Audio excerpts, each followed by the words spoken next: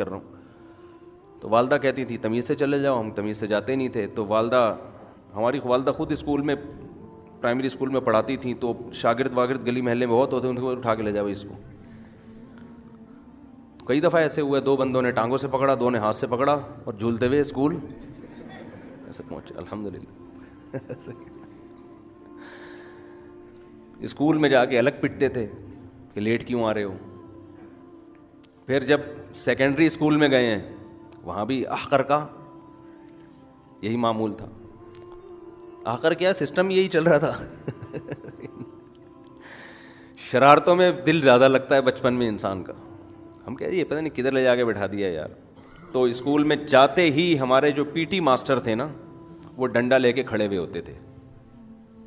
تو جیسے ہی ہم گئے تو ہم پوچھتے نہیں تھے, ہمیں پتہ تھا پٹیں گے ہم. تو ہاتھ آگے کی ایک مار کھائی, پھر یوں یوں کیا,